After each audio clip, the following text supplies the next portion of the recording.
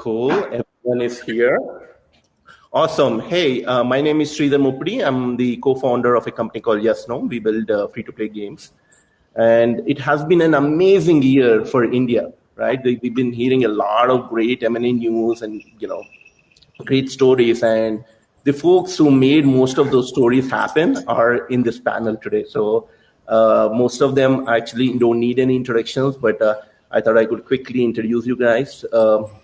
We have Manish Agarwal. He's the CEO of Nazara. He's the guy who's been buying almost all the companies lately. But yeah, and we have Siddharth. Sid had like a massive exit recently. We have Ankush, who sold, partially Jungli, and they've been like one of the examples of how you can grow a company from seed level to almost like $100 million exit. And then we have Tanay, right? And again, Tanay, and most of you, Tanay is from Moonfrog, and they also recently got bought out by Stillfriend. And so I thought we could have a casual introductions on about your backgrounds, and then we could talk about what's going on in the industry, and and then we'll wing it from there. So let me start off by Ankush. Tell us a little bit about what you've been up to. And unlike some of us who have come from gaming background, you don't seem to be coming from gaming background. So what have you been up to, and what has been working for you? And has it always been this easy, or did you have to actually struggle? No, man, it's been super easy the whole way. Just piece of cake, 10 years, and sleep for 10 hours a night, work out in the mornings, hardly have any meetings, play golf on Tuesday. It's been great. So I think, I'm probably the oddball, and some of my team members hate it, but I'm not a gamer. And I had an Atari 2600 when I was 4, 5, 6 years old. I don't remember. I was very young, pre-10. That was the only time I had, I played games. Ran a software and design consulting business in the US in Berkeley that was acquired by Capital One. For the 10-year journey, we were looking to get out of consulting and services and servicing other clients that were taking our amazing work and running it at the ground sometimes, and other times finding success.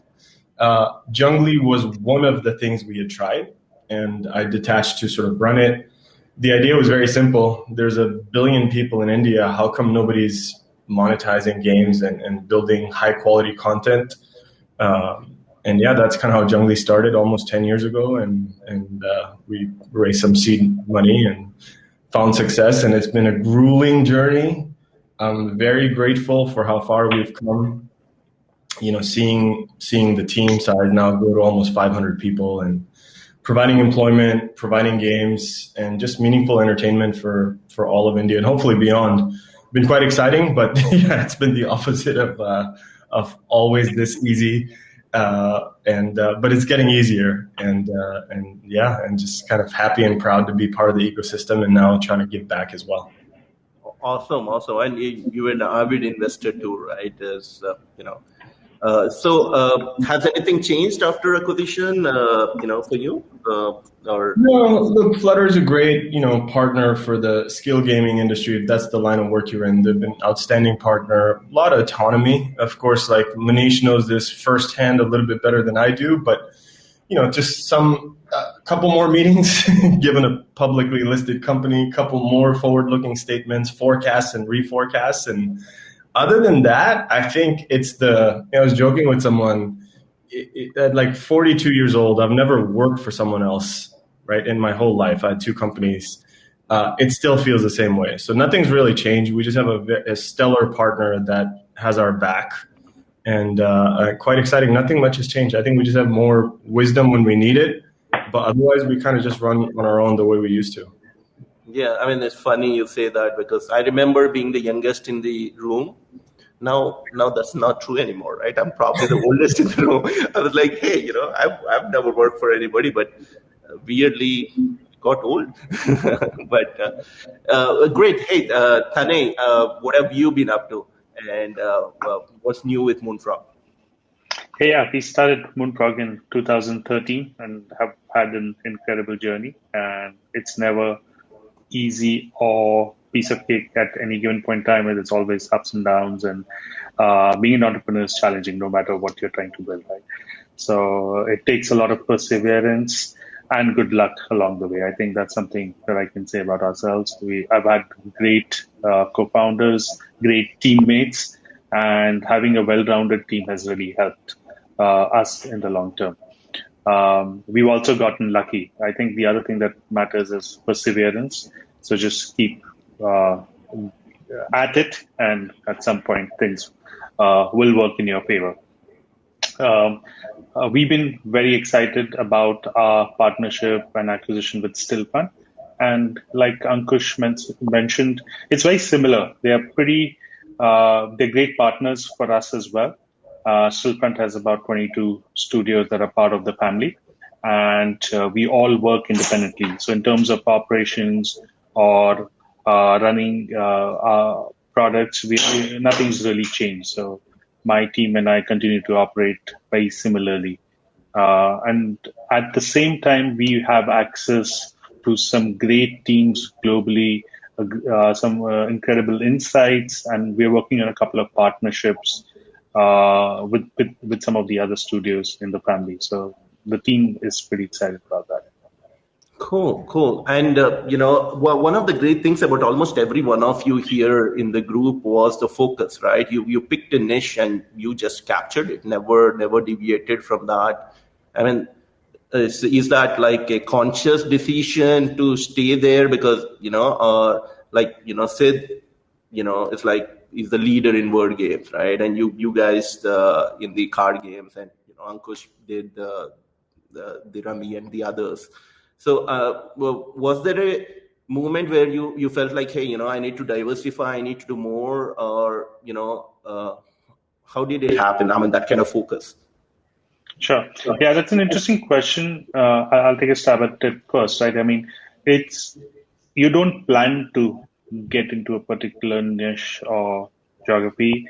At least that was not true for us. When we started Moonfrog, we had a bunch of hypotheses in terms of what we want to address. Geography was one of the experiments that we wanted to do in terms of, hey, we wanted to focus on the India market. Then the genre of games were other experiments that we've done, right? So if you looked at the history of Moonfrog, we've experimented in a whole bunch of different genres, including lifestyle simulation games and real-time strategy games. What we found ourselves doing well was board and card games, so asynchronous online multiplayer games, and that is what we then focused on over the last couple of years. So we found ourselves to be successful in a particular category. We were lucky to have to be able to build audiences in a particular category, and then we doubled down on that. Cool, cool. Siddharth, what have you been up to? I mean, apart from being insanely rich, but what else have you been up to? Well, I mean, nothing has changed for us. We continue to build games, come back to work every day, and just continue on that journey because I think that's what we enjoy. All of us,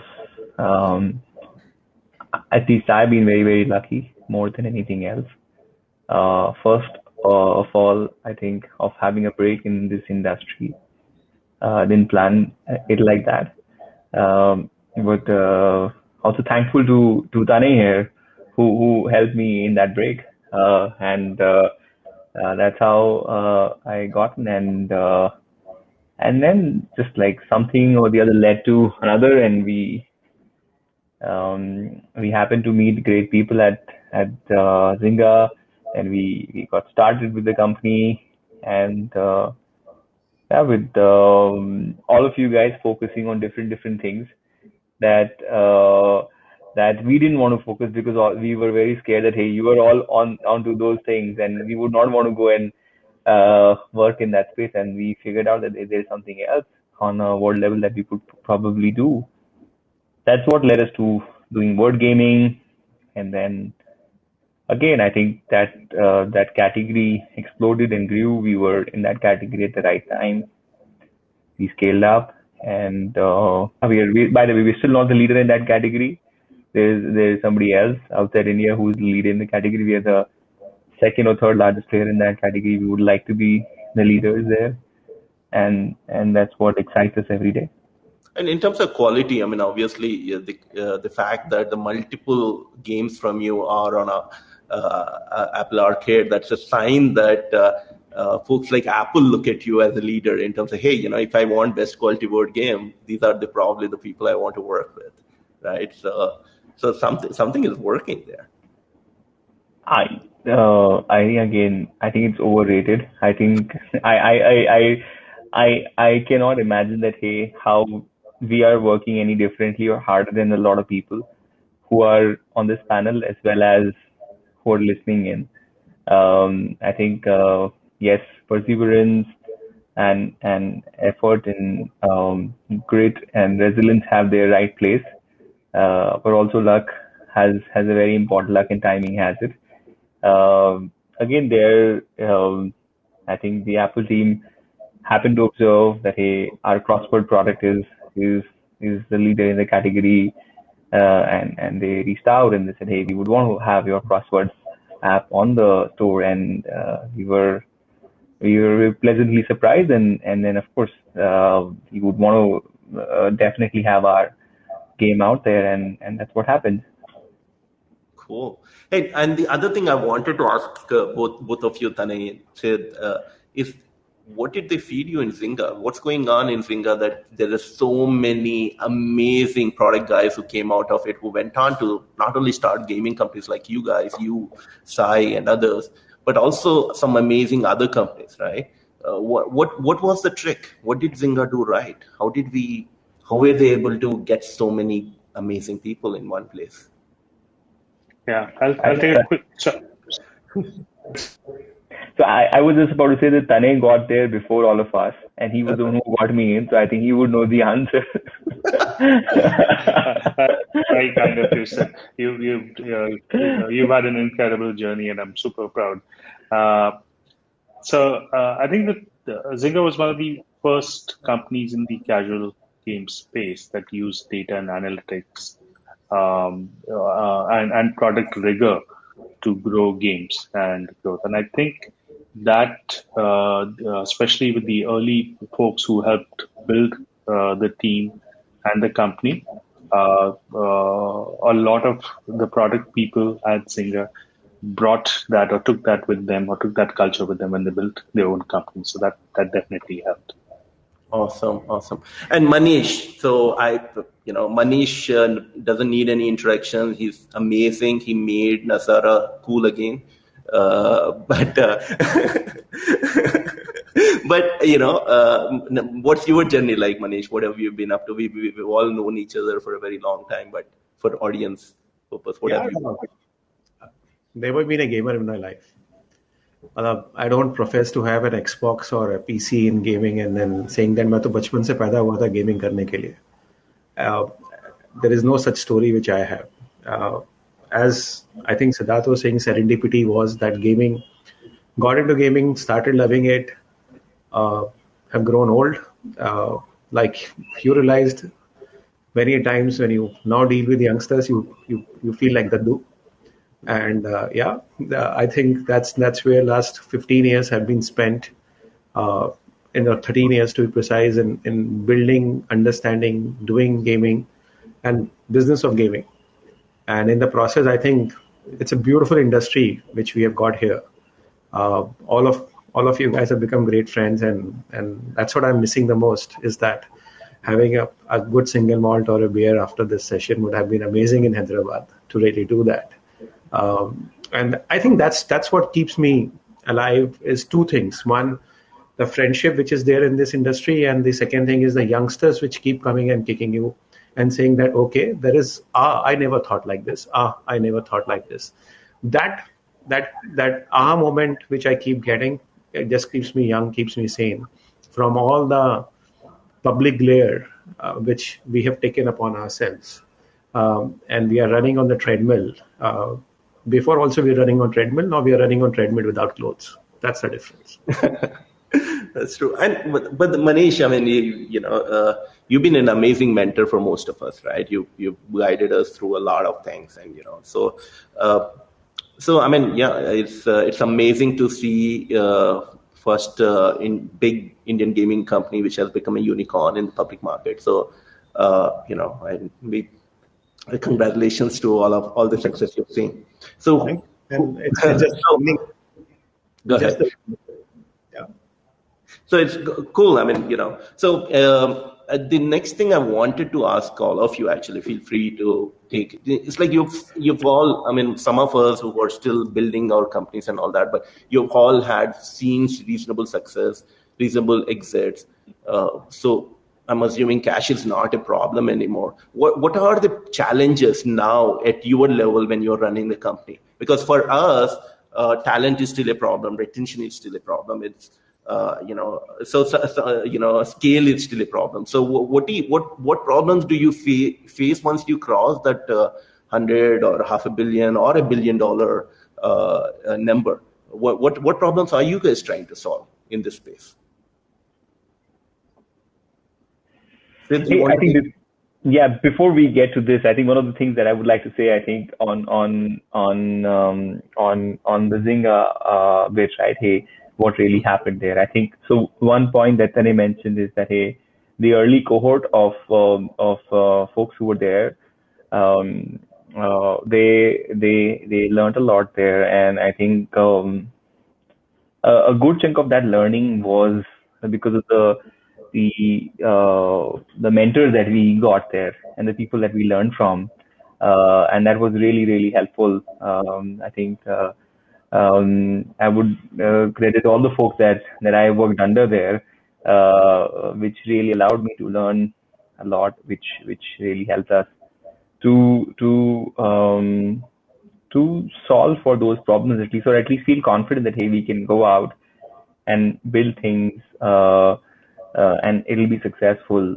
And that is to a certain extent linked to the question that you asked as well. Is that Sid or Tane or Manish or Ankush, what are the problems that you're addressing right now? Is I think a good chunk of the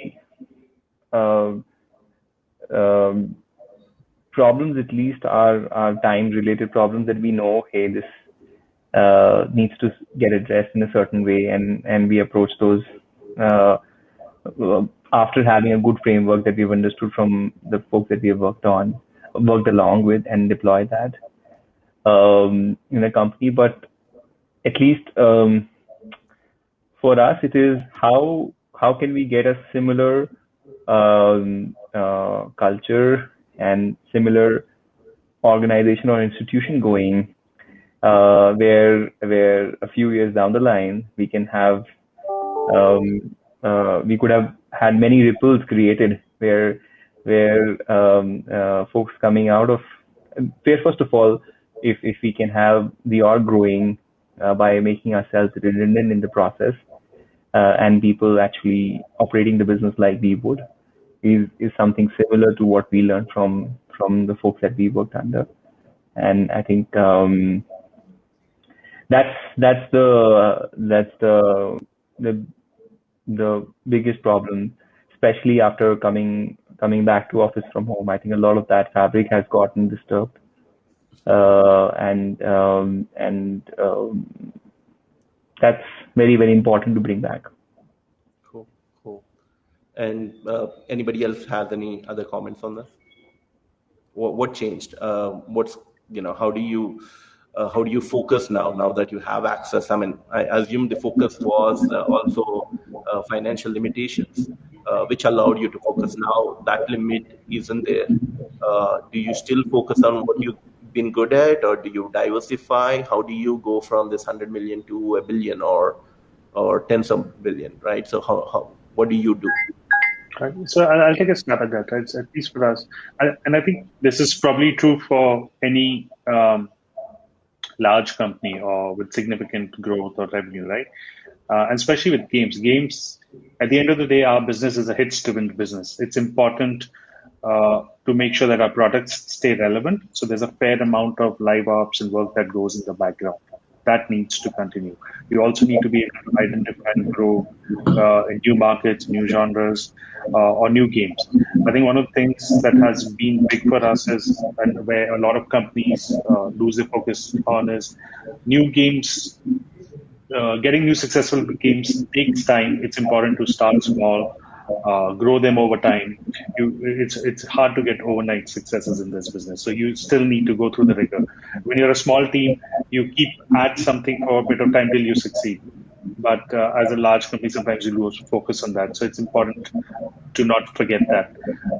So we still focus on small teams that prototype and work with smaller games till we find something that has goodness and want to grow further. Right. So it's important to keep focusing on that. I think that's something that I would like to add. Cool. I believe Go the ahead. biggest challenge, which at least I have in my mind, is how do we ensure that all of us who are working in Nazara Group stay hungry, stay foolish. Sometimes what happens is whether the fame or the money or the complacency kind of starts catching up, and we are all not growing young. And how do you really kind of you started 10 years back, 15 years back, and you had certain amount of ambition, desire, passion, hunger, paranoia.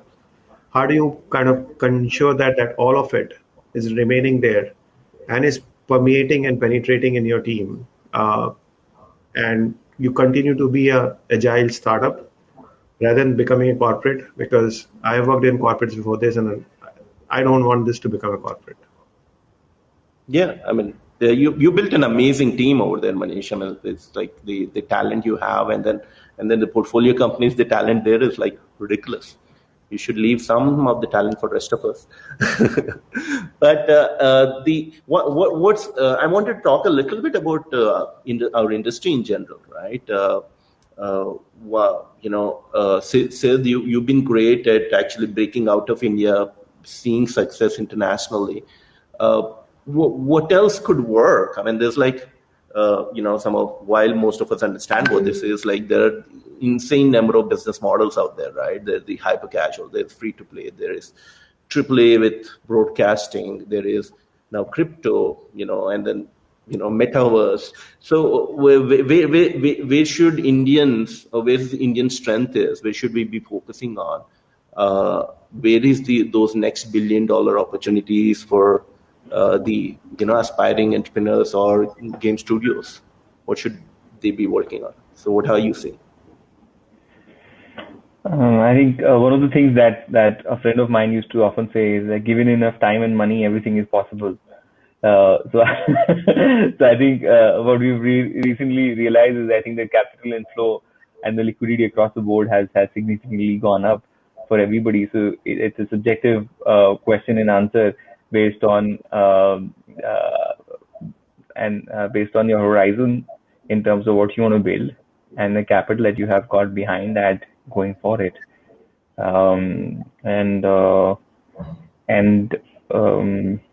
And for the same idea, X capital required today, a year down the line, 125% capital required next year, and subsequently more and more, and sometimes even more for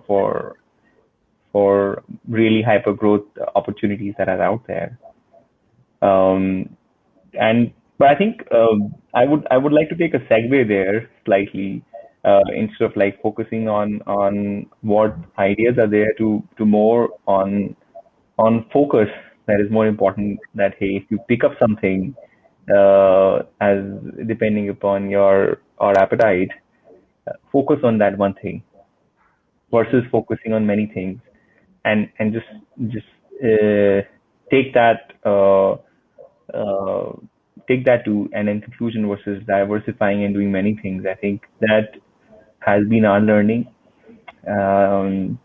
Many times that we have found ourselves lost. Most of the times it has been because we have lost focus.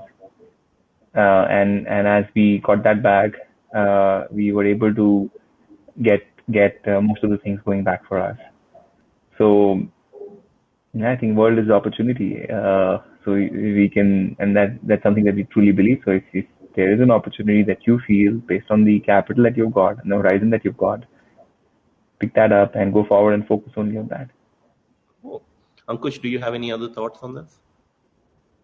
I kind of want to second what's been said already, but I'll quote this line, if I don't butcher it, from Mad Men. It was something along the lines of, even though success is a reality, its effects are temporary.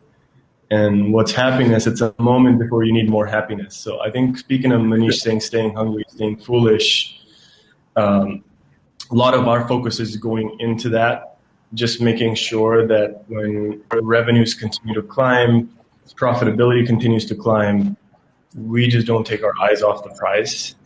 And then also, like, while our focus as a company has been games of skill, daily fantasy sports, Rummy, and the likes thereof, we're actively now aggressively looking at studios that help us diversify that portfolio. Whether it be finding the Moonfrogs and the Play Simple when they're really, really early and willing to talk to us, like at an early stage, or something along those lines, right? So I think for us, and then as far as your comment on talent, right? I think talent as a challenge will always be there. It's the number one subject in every boardroom conversation around the world, not just India. And that's going to continue to remain a challenge, but our focus continues to be on retention, engagement of the people that we do have, and then just finding new growth areas. I think there's going to be, we had a panel actually, Anuj moderated yesterday around just NFTs, crypto, confluence of gaming. Mm-hmm. There's a lot of things we have yet to explore that we're just learning about. And frankly, even I won't play subject matter expert by any means, but just getting lost and geeking out over some of the stuff that's happening in the world, Axie Infinity, like the whole play to earn model, just all this stuff that's starting to take shape. Where do NFTs land? Hype or real? There's going to be a ton of interesting stuff coming out. So we're trying to keep our eyes open, but without diluting our focus. So what we've historically done is dedicated small teams to go find, but it's really difficult to find with very small teams scale team size and find that are. Ankush, we're losing you. Yeah, we were losing you there for a bit. So, I mean, I have a little segue on that. Is with capital being easy now, and thanks to you guys, there are a lot of product people out there, I'm assuming. Do you think the future of Indian gaming is we would own the product here and maybe outsource engineering and art to other places because of the talent shortage? Are you guys seeing something like that happen? Do you see that happening? Danny? Yeah, we have a secret. So we have an amazing team that works out of Bangladesh. We have a 50-person team that works out of Bangladesh, some incredible developers who work out of there. So we are lucky to have that. I think there's still a lot of talent pool in India, especially folks who are interested in making games and are passionate about games. And we are seeing companies like Play Simple and Moonfrog who are building products out of India and now for global markets. So that change is happening now. So do you think product ownership will remain in India and the great ideas like the future TikToks and others will come from here, but the rest of the work we could just outsource to Bay Area and other places? Is that how you see the future? Because talent is insanely expensive. The ones we want. But so that's the direction is it going, or are you not finding that problem at all? Yeah, so the trajectory definitely points to that direction, right? I remember when I started in the tech industry, most tech companies in India were the outsourced consulting homes or houses, right? The Infosys and the Wipros of the world. There was little product talent in India, but that changed with a lot of folks moving to Silicon Valley, working for large tech companies, a lot of the talent coming back, setting up companies in India. And then the recent spate of startups in India with a lot of focus on product. So it's not just games, it's across the board, right? And a lot of that will seep into the gaming ecosystem as well. So the trajectory is definitely in that direction. Cool. I think Sridhar, money dictates, and India is going to get money. As simple as that, right? And you may call me nationalist or whatever it is. Apna time aa gaya, right?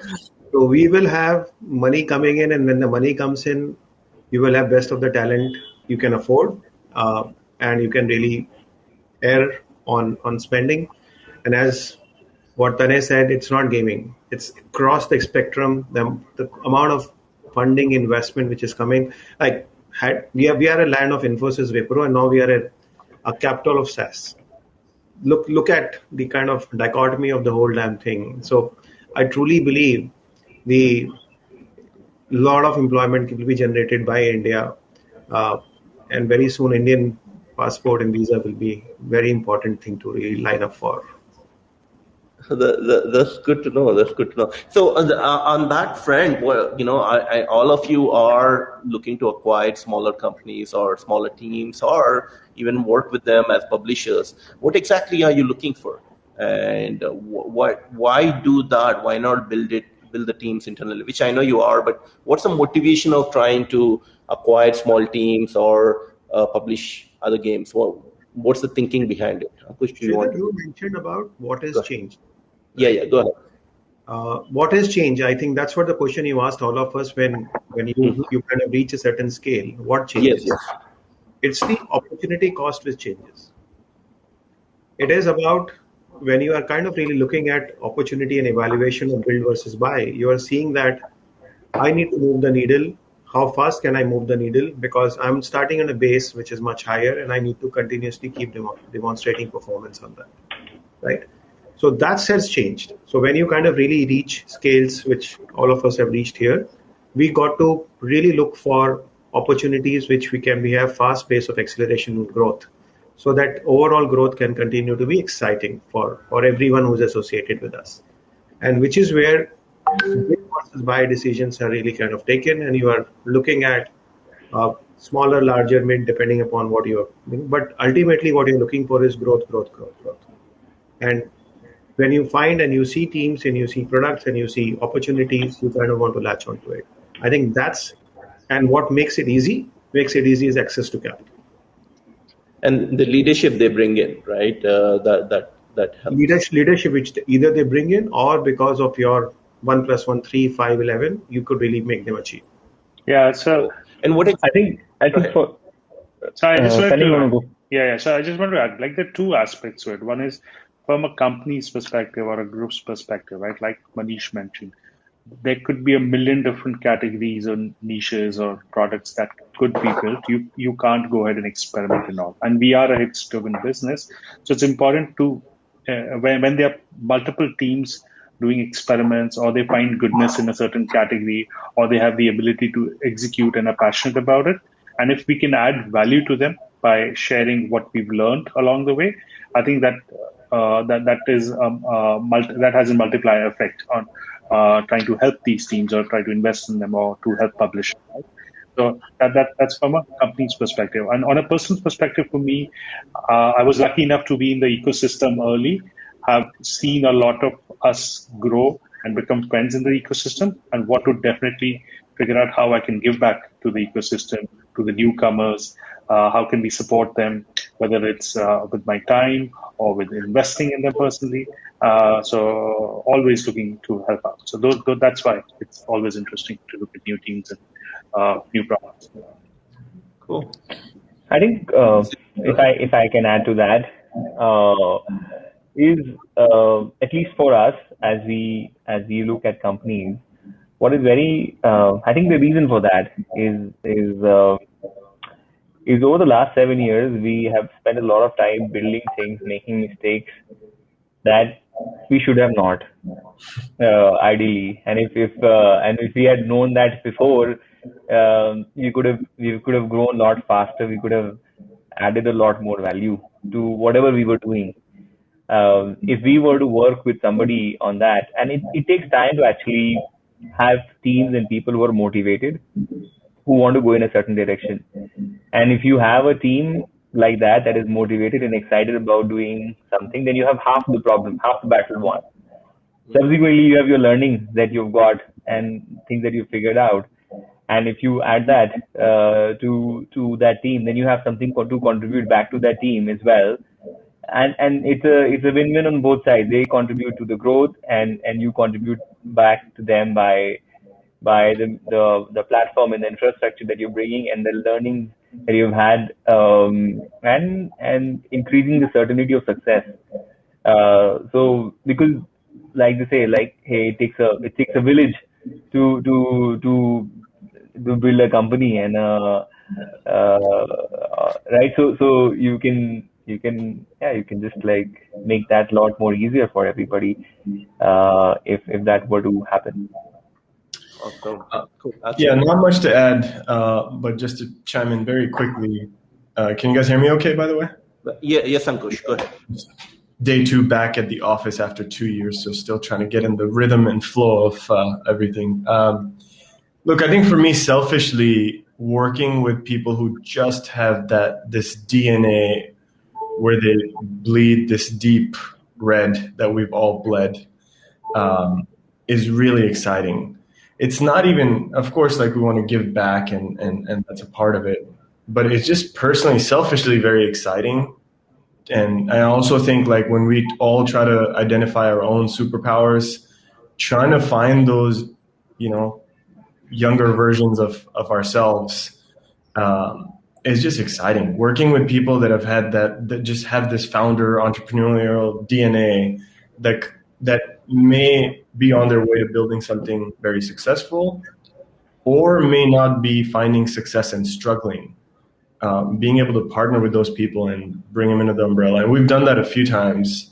And people who've joined at various stages, a year into the journey, 5 years into the journey, but then have really propelled and taken on leadership roles, and irrespective of titles, operated like a founder.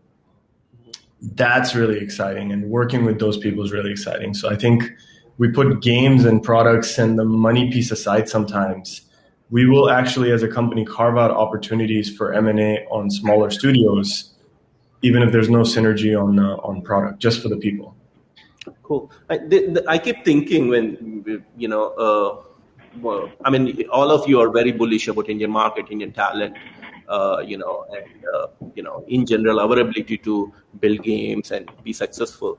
But I want to compare us with, say, a country like Turkey, like much smaller country, and they've had like a couple of great exits, way back in 2015 when Joy Game was bought, and then Pantheon or Gram Games. I mean, Peak and everybody else, right? So there's like the Zynga effect of product, where those exits led to an insane number of startups in gaming space. And right now, Turkey, can rival, some Helsinki, right? So, do you think Indians can build that quality games? Are we there? I mean,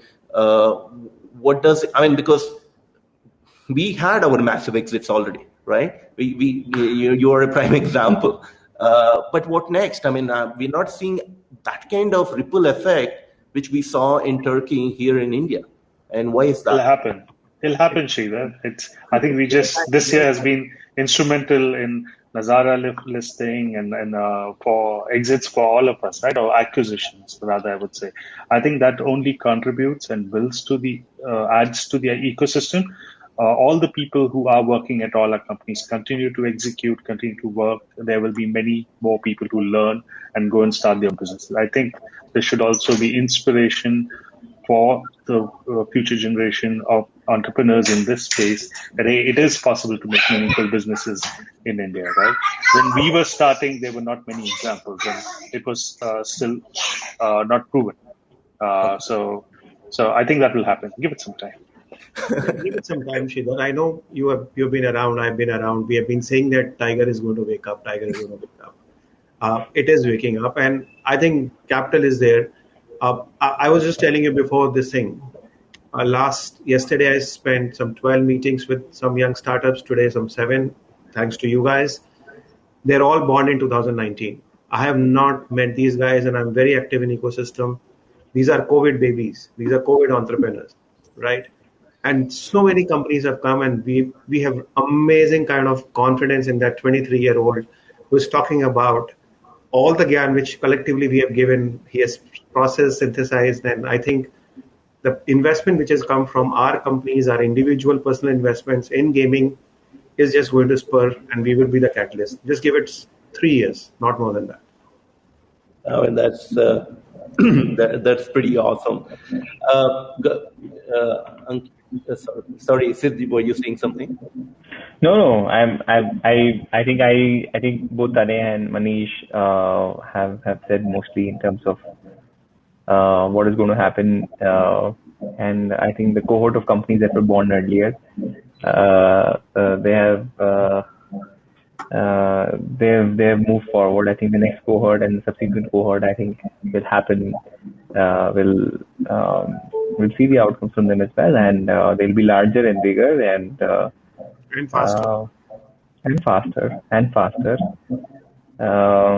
So I think the same thing happened in Turkey as well. I think we're actually lucky that we've had a crazy year where so much activity happened in the same year.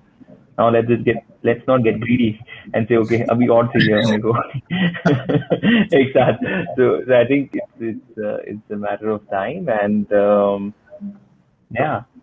Soon, I think 2 to 3 years, we'll start seeing results. I mean, we were also, as sad as I am to lose senior people that have worked with us for some time, this is the first year we also saw some of that movement. And while we're sad, we're also really excited to be able to boast this is the Jungly Mafia who went and created something and did it, like Manish said, in half the time or a fifth of the time. So we're starting to see that. I think in 2 or 3 years, we'll start seeing early signs of that. Because our companies had to mature. This is the first year we've had, I think it was India Games, 10, 20 years ago. Uh-huh. And the next wave is really in the last 12 months, right? Nothing has really happened in this ecosystem in terms of M&A, sizable M&A fundraisers. All of that is 2 years old. Yep. So now also our employees, especially the top 30 or 40 leaders, are building personal wealth through equity. They are now in a headspace that we've already worked with our companies for 5, 6, 10 years. They've generated wealth through equity, and they have the DNA, so they want to start something on their own. I had some beautiful conversations with other people. They're like, look, I'm turning 40. If I don't do it now, I don't think I'll ever do it. I could be a jungly forever. And my response was, go do it, right? Can I write a check, right? Like, can I be the first check in? So I think we'll start seeing that change pretty soon. Quite excited to see that, right? Like for all of us that have been in it for too long or 10, 20 years, it'd be really nice to also, it's not ego, it's more of a, like you always, I think the panel yesterday was, we've never predicted the predictions for the future year correctly for the last IGDC every time that we've done the panel. I have a feeling of this prediction that we've had, the game is just going to skyrocket and be a very highly sort of, not just revenue, but employment, and then just the wealth it creates for everyone and the employment it creates. All of those things are going to start showing light pretty soon. Yeah, I mean that's definitely exciting. It's like if we can actually do that, instead of 3 years, next 1 year, 2 years, that would be. And don't forget the Dream 11 and the MTL folks. I think they're just like constantly building, and we're silent about them. They will have their outcomes, and the other players who've not prioritized this, or who for some whatever reason has not happened. I think they're in the building, and those outcomes are in the making. We'll have them as well. Yeah. So I mean, we're all obviously very bullish and very excited about the space. So it's just we need more people to make gaming their career, right? Building video games as their careers, because opportunity is there out there. There's like, we all can hire like 100 more people if we can find them at the right price and right skill set. So this is definitely exciting. So I want to go ahead and take some audience questions now. This is for Manish. Nazara is very diversified. Which business line are you most excited about for the next 2-3 years? This is the And you forward. are asking somebody to say which is your favorite child. Yes, that's what people want to know. No, there is not going to be a favorite child. Yeah. Um, you don't create domestic strife in public, right? So that's not going to happen. On a serious note, I think the choice of segments which we have done is because they all have very large TAM and very strong tailwinds. And we believe that these are all themselves, the way we are constructing our businesses are each vertical is an $1 billion IPO kind of an opportunity, and that's how I kind of visualized it 4 years back, that there is going to be a esports vertical, there's going to be a freemium vertical, there's a skill based, and then there is gamified learning, and keep aggregating, create synergies within the vertical, may not be across verticals, and each one of them can be a huge money spinners for and IP creators for the ecosystem. So I truly believe, and that's why the structure of Friends of Nazara Network allows me the mental bandwidth to do that, because I'm lucky to have amazing, passionate founders who are driving their own businesses and value creation at their own companies. So there is no favorite, guys. Sorry, if there is no masala, apologies. That's cool. So this question is for both Sid and Tanay. Your business model so far has been free to play, and are you thinking of just doubling down on that, or are you thinking of getting into hyper casual, play to earn, all the other fun stuff? Yeah, I can go first. One of the challenges of being part of a public company is it's hard to comment on future pipelines. But there are a lot of, having said that, there are a lot of exciting genres and spaces that we keep experimenting with and evaluating along the way. And when we do find something that clicks or works for us, we'll invest in that. And Sid? Yeah. So I don't know whether I should give the MTG answer, because there are many companies and there are many games, because I'm part of MTG now and they're present in many categories and subgenres, because and they're also present in esports. So as a diversified group, I think MTG is looking after many genres to actually expand in. We've got Inno Games, that is in action strategy game. We've got the esports business, which is completely different. We've got Congregate, that is targeting a bunch of different things. We've got Ninja Kiwi, which has got the Bloons IP, which is again very different from most of the products out there. We've got again ourselves on the word gaming side, and we've got Hutch in London, which is focused on car racing. So we've already sort of, I think, as a group, hands in many subgenres and categories that are there. I think very, very, very important for each of our companies in the group to focus on making sure that the genres that we are present in, we continue to scale and grow. And that's why we're part of the family and group. That we'll win that subgenre category for the group. So we continue to focus as Play Simple on board games with most of our effort and energy there. There'll of course be experiments and R&D and prototypes that we'll do. If anything sticks on the wall, we'll scale that out. Cool. And being part of a bigger group and having access to so much talent and so many different people, has that changed in any way in terms of learning from each other? Has things become easier for you?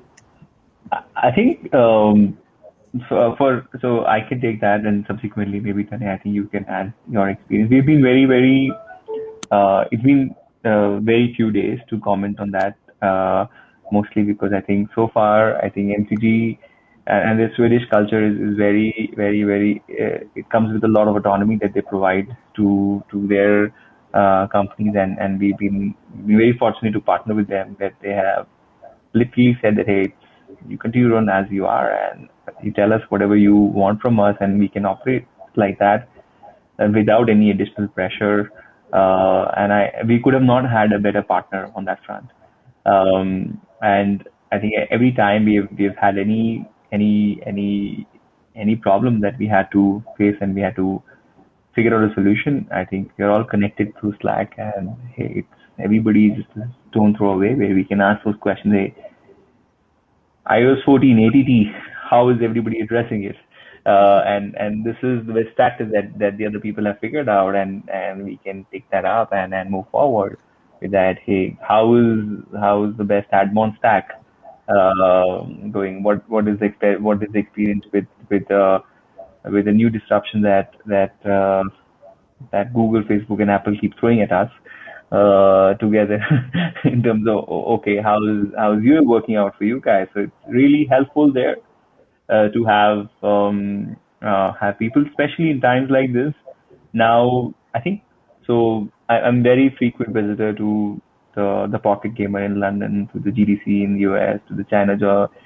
But over the last 24 months, those visits, and also to the NGDC that happens, IGDC that happens in India.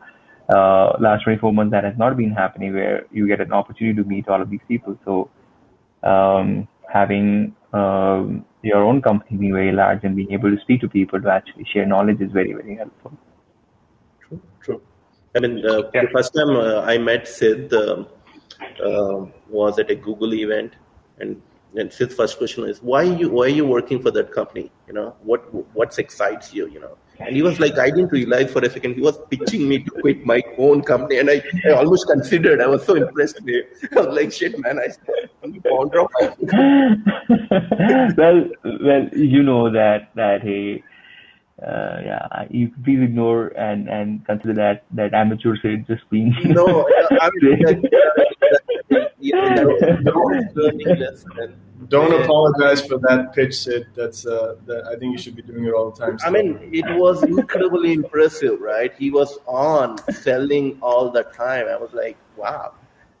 So it's amazing the kind of talent you were able to bring together and keep them, and that's because you know how to identify those people and how to groom them. Siddhar, are you trying to praise yourself or Sid? Well, yeah. I think. I mean, like some of the people who work for Sid are like incredible, right? And so that's what I mean.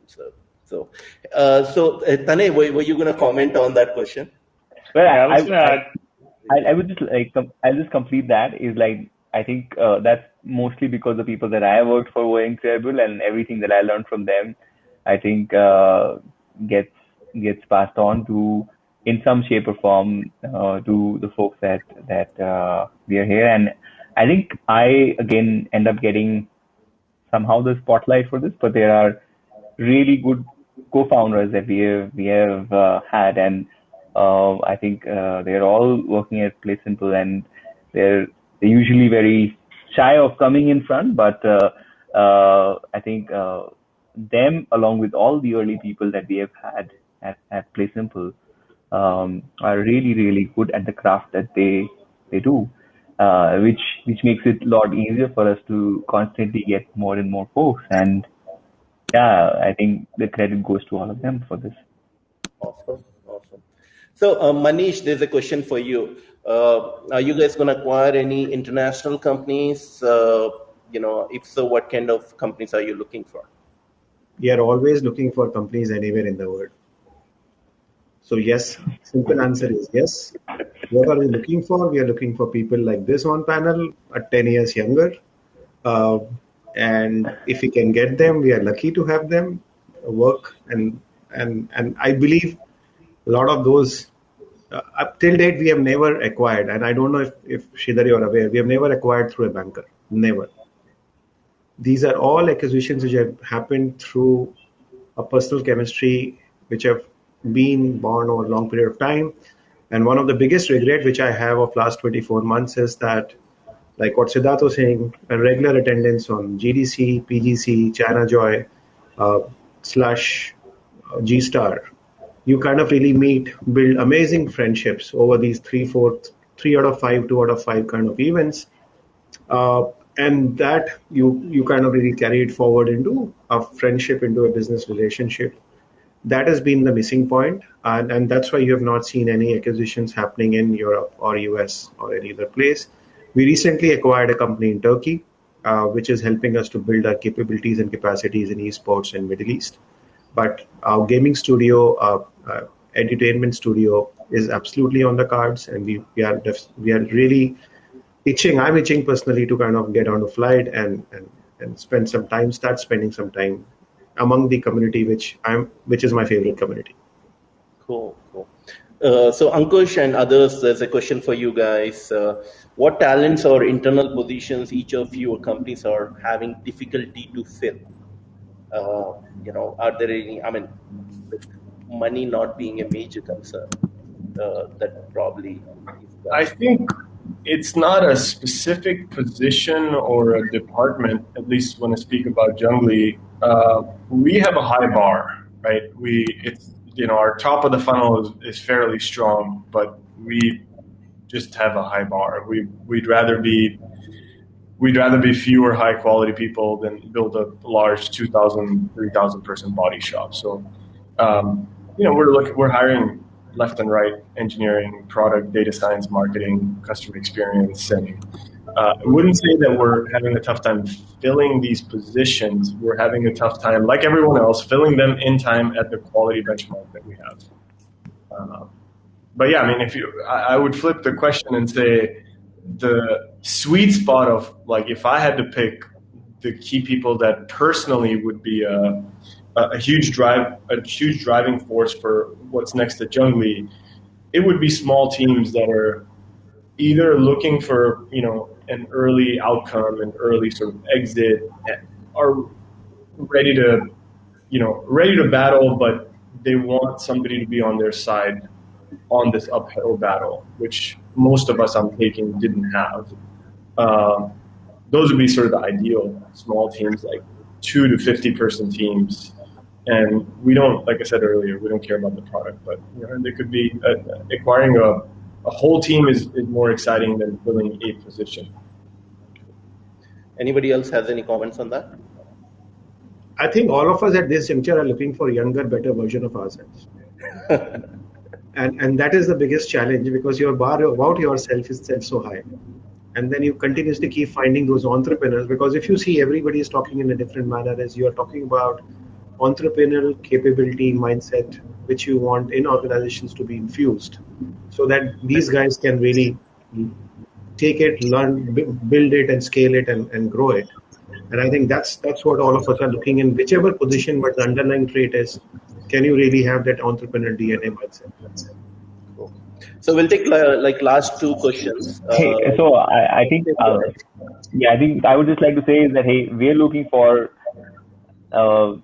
more senior folks, not the younger, better version of ourselves. I think we feel that at least that younger folks. I think we've got a lot of younger folks and senior folks, but I think to build our org larger from where we are, we also need a good amount of talent density on the senior front as well, because only then you can scale up your army if you have enough generals there. I think while Sridhar, once more, not leaving you. What? I'm sorry. I said, Sridhar, he is not leaving you. He's still pitching you in public. I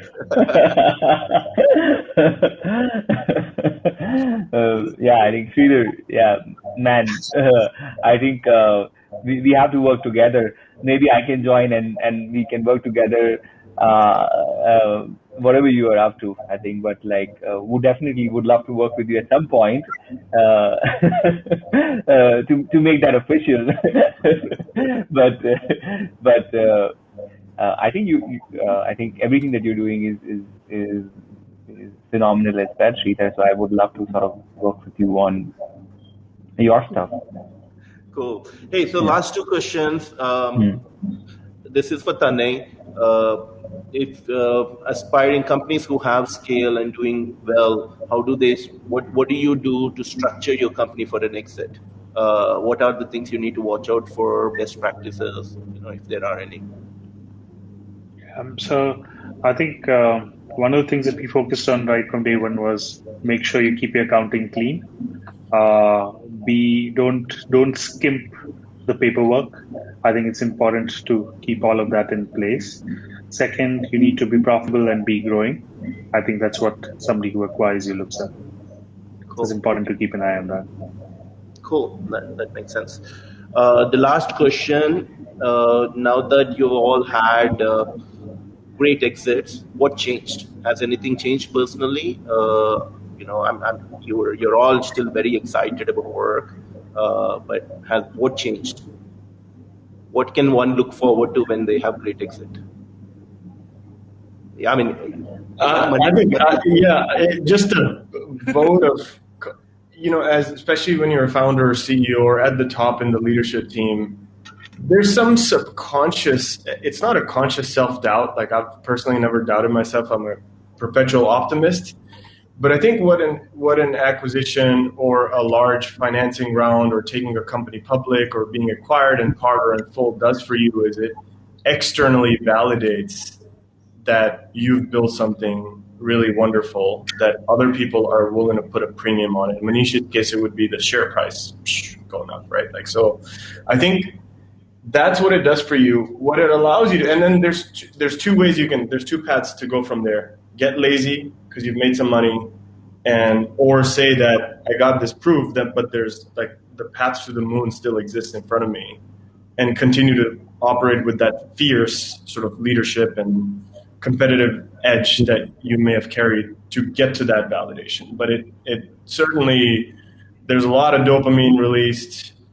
We had tequila shots at 7 a.m. in the morning, just a time zone difference. For me, it was 7 a.m. I think for the it was late. So I think it's just a good vote of confidence and external validation for what you normally tend to, as a lone warrior, internalize your whole life. Cool. And Manish, what has changed for you? I think it's very beautifully put by Ankush here. It's a great sense of endorsement, and what it kind of spurs you to do more. What it realizes is that there are people who are appreciating your thought process, you've delivered, your perseverance, and there are many more people who will love to embrace you and kind of endorse you. Go after them and do that. I think that we have no other option but to work because we love work. I think that's a fundamental problem statement. You say, like Siddharth said, we don't do anything else. We'll come to office, we'll work. And when we are working, we like to do the best work because that's how we are wired and whatever we do. So that's not going to change. All of us, even after 15 years, you do the same panel with the same story you read.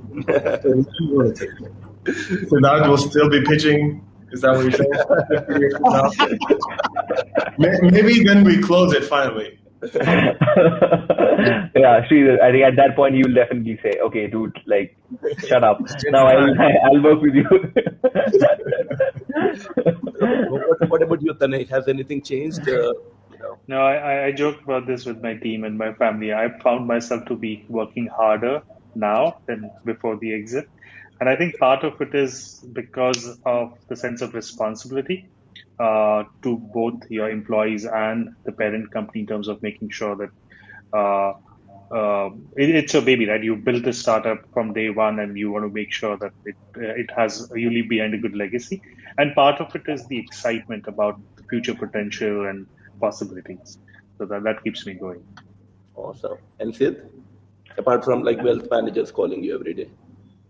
Well, I think what I would say is that for us, at least for me, and it's more on the lines of Tanay, is working harder because I mean the verdict is not out yet that hey, we got lucky or we have really sort of worked hard and gotten whatever we have gotten. So V2 and scaling higher is very, very important from to I mean because all of us got into whatever we're doing partially I think because we want to build games, build products, scale companies from 0 to X, then have something which has a name on it, and then some validation of that. Right now the quest 2 unlocks for us is like okay, hey, are you sure that hey you had something to do with it, or was it the market, or was it the people that you were working along? So I think V2 is very, very important, and we compete with everybody else who doesn't have as much baggage that we carry in many ways. So that can be only balanced by us sort of giving more time to it, and that's largely it. You work more and you get better at your craft, and then you do better. Awesome. Well, on that note, guys, we're done. We've had this amazing bunch of people who are incredibly smart and yet very, very humble, as you can see. And I'm so happy that you guys were able to take time to talk to us today. And let's do more of this in the coming months and years. Okay. Yeah. Can you guys just click on backstage now, or if you want? Thanks, Sridhar. Thanks for having us. Bye.